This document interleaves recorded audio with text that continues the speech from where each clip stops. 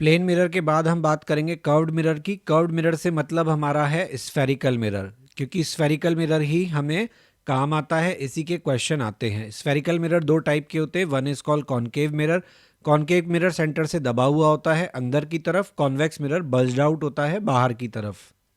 Convex mirror जो है उसको कन्वर्जिंग मिरर भी कहते हैं, क्योंकि उसका बिहेवियर ऐसा होता है कि इन्फिनिटी से आने वाली रेज को एक पॉइंट पे कन्वर्ज करता है, इन केस ये रेज जो हो ये प्रिंसिपल एक्सिस के पैरेलल हो और इनका एंगल ऑफ इंसिडेंट स्मॉल हो।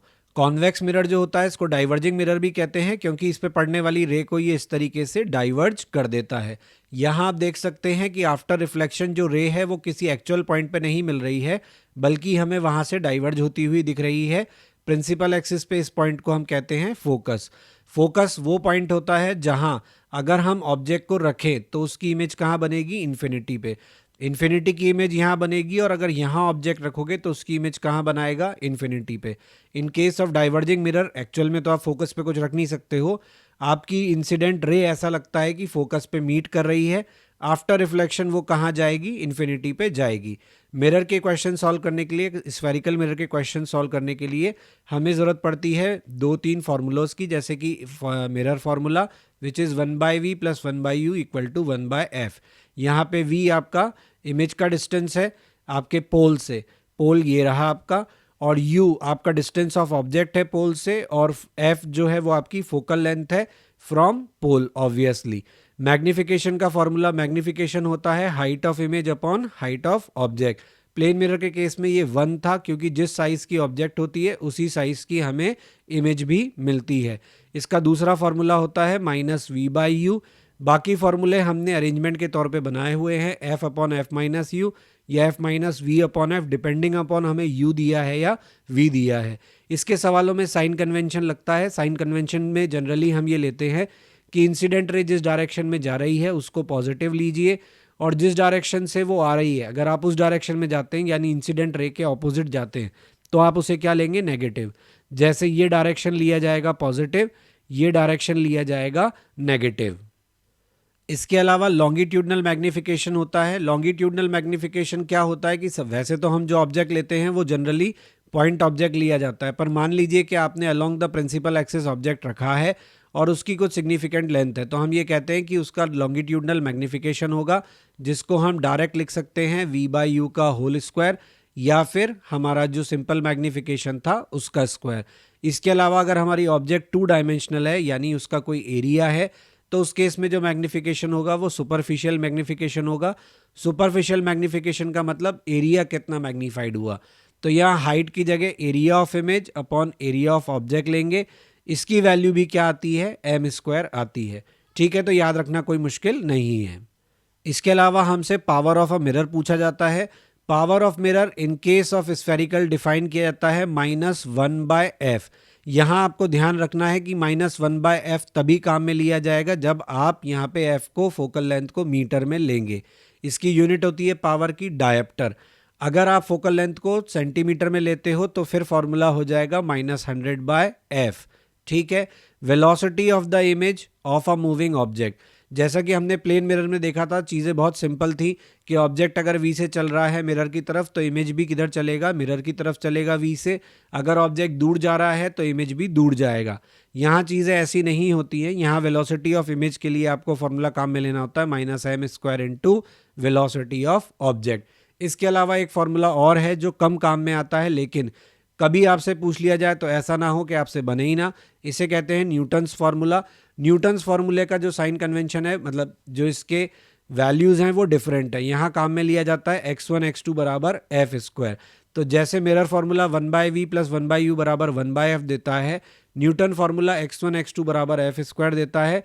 यहाँ x1 डिस्टेंस ऑफ ऑब्जेक्ट है लेकिन पोल से ना होकर फोकस से है। इसी तरीके से x2 डिस्टेंस ऑफ इमेज है लेकिन पोल से ना होकर फोकस से है। बात समझ में आ रही है? तो x1 x2 यहाँ पे डिस्टेंसेस फोकस से लिए हुए, ना कि पोल से। अब आपने देखा होगा कि स्फेरिकल मिरर में रूल्स फॉर इमेज फॉर्मेशन होते हैं। मैं आपको एक क्विक ट्रिक सिखा रहा हूँ जिससे आप डायरेक्ट तुरंत गैस कर सकते हैं कि इमेज कहाँ बनेगी। तो इसके लिए देखिए, ये कॉनकेव मिरर है। कॉनकेव मिरर में मैंने पोजीशंस मार्क किए हुए हैं। इन्फिनिटी से लेके सेंटर ऑफ कर्वेचर तक का जो पार्ट है वो फर्स्ट है, सेंटर ऑफ कर्वेचर से फोकस तक का जो पार्ट है वो सेकंड है, फोकस से लेके पोल तक का पार्ट थर्ड है और पोल के बियॉन्ड जो है वो फोर्थ है। यानी कॉनकेव मिरर के केस में फोर्थ वर्चुअल है और 1 2 3 रियल है। कॉन्वेक्स मिरर के केस में क्या होगा, 1 2 3 वर्चुअल हो जाएंगे और फोर्थ क्या हो जाएगा, रियल हो जाएगा। अब मैंने आपको क्यों कहा कि ये बहुत क्विक मेथड है, देखिए अगर आप कॉनकेव मिरर के केस में ऑब्जेक्ट रखते हो 1 पे तो इमेज बनेगा 2 पे, यानी इन्फिनिटी से सेंटर ऑफ कर्वेचर के बीच में ऑब्जेक्ट रखा तो इमेज बनेगा कहाँ से कहाँ, सेंटर ऑफ कर्वेचर से लेके फोकस के बीच में। दोनों ही केस में क्या होगा, ऑब्जेक्ट भी रियल होगा, इमेज भी रियल होगा, क्योंकि 1 और 2 दोनों कहाँ हैं, रियल स्पेस में है। फिर अगर आप ऑब्जेक्ट रखते हो 2 पे तो इमेज कहाँ बनेगा, 1 पे। ये अच्छी बात है, 1 का 2, 2 का 1, यानी रियल ऑब्जेक्ट की रियल इमेज बनेगी। लेकिन सेंटर ऑफ कर्वेचर से फोकस के बीच में ऑब्जेक्ट रखोगे तो इमेज कहाँ बनेगा, फोकस आपका सेंटर ऑफ कर्वेचर से लेके इन्फिनिटी के बीच में, क्योंकि सेंटर ऑफ कर्वेचर का इमेज सेंटर ऑफ कर्वेचर पे बनता है। जैसे ही आप सेंटर ऑफ कर्वेचर से फोकस की तरफ चलना शुरू करते हो, इमेज आपका सेंटर ऑफ कर्वेचर से इन्फिनिटी की तरफ चलना शुरू कर देता है। तो यहाँ आपकी जो इमेज बनती है वो कैसी बनती है, पहले केस में डिमिनिश्ड बनती है। क्यों, क्योंकि मैग्निफिकेशन होता है v/u, तो v आपका छोटा है। देखिए सेंटर ऑफ कर्वेचर से लेके फोकस तक का डिस्टेंस छोटा है, इन्फिनिटी से लेके सेंटर ऑफ कर्वेचर तक का फोकस जो डिस्टेंस है वो ज़्यादा है। तो v बड़ा है या u बड़ा है, तो v छोटा है u बड़ा है, तो इमेज कैसा बनेगा, डिमिनिश्ड। अगर दूसरा केस है तो ऑब्जेक्ट क्या है आपका, c से f के बीच में रखा जाएगा, यानी u छोटा है और v बड़ा है, तो इमेज कैसा बनेगा, एनलार्ज बनेगा। सीधा बनेगा या उल्टा ये डिसाइड होगा आपके माइनस साइन से। तो मैग्निफिकेशन का जो माइनस साइन है वो अगर मैग्निफिकेशन नेगेटिव आ रहा है तो इन्वर्टेड इमेज बनेगी, पॉजिटिव आ रहा है तो इरेक्ट बनेगी। तो देखिए यहाँ दोनों ही रियल ऑब्जेक्ट रियल इमेज हैं, तो अगर हम मैग्निफिकेशन में रखेंगे -v/u में तो v भी नेगेटिव u भी नेगेटिव, दोनों नेगेटिव, तो आपकी इमेज का ये नेगेटिव नेगेटिव कट गया, क्या बचा, माइनस, यानी इन्वर्टेड। दूसरी बार भी रियल ऑब्जेक्ट रियल इमेज, तो भी कैसा बनेगा, इन्वर्टेड।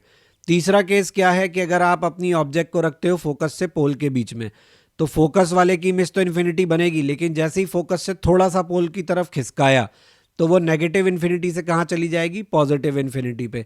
यानी ऑब्जेक्ट तो रियल होगा लेकिन इमेज कैसा होगा, वर्चुअल। यानी थर्ड का इमेज कहाँ बनेगा, फोर्थ पे, और फोर्थ का इमेज कहाँ बनेगा, थर्ड पे। यानी वर्चुअल ऑब्जेक्ट, कितनी भी वर्चुअल ऑब्जेक्ट हो, उन सब की इमेज कहाँ बनेगी, पोल से फोकस के बीच में बनेगी। तो वर्चुअल ऑब्जेक्ट की रियल इमेज बनेगी, रियल ऑब्जेक्ट की वर्चुअल। 3 का 4, 4 का 3। अगर हम देखें कौन इमेज इनलार्ज बना रहा है, कौन डिमिनिश बना रहा है, तो थर्ड, यानी कहाँ से कहाँ तक, फोकस से लेके पोल तक। u छोटा है, v बड़ा है, तो इनलार्ज बनी। यहाँ u छोटा है, v बड़ा है। बड़ा है क्या, थर्ड कहाँ पे है, थर्ड आपका पोल से फोकस के बीच है, फोर्थ आपका पोल से लेके पॉजिटिव इन्फिनिटी है, तो u बड़ा है, u बड़ा v छोटा, तो डिमिनिश्ड बनेगी। समझ में आया।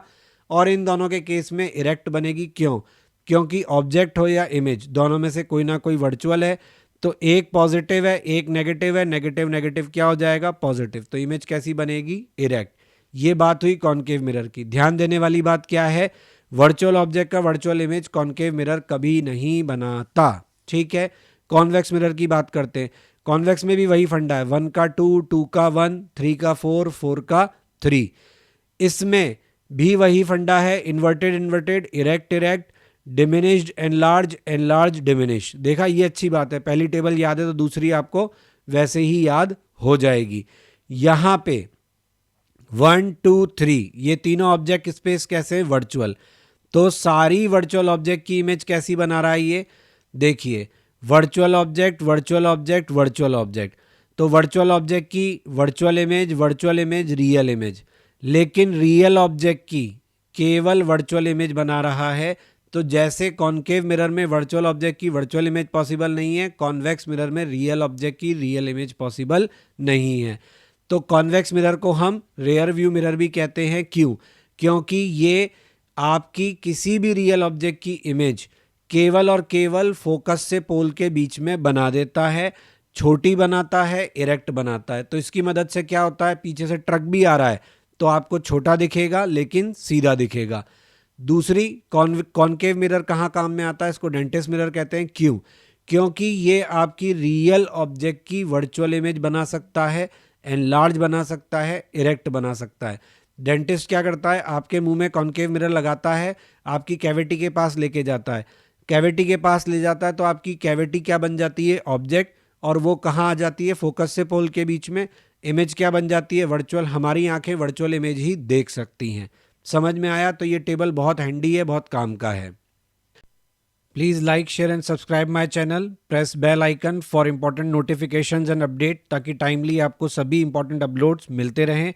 आप हमारा ब्लॉग भी विजिट कर सकते हैं, दैट इज़ क्वेश्चन नहीं बनता blogspot.com, जहाँ पे आपको सभी लेक्चर्स के रिटन फॉर्मेट में जो नोट्स हैं वो अवेलेबल हैं और क्वेश्चंस के सोल्यूशन अवेलेबल हैं। आपको कोई सजेशन है तो आप मुझे मेल कर सकते हैं।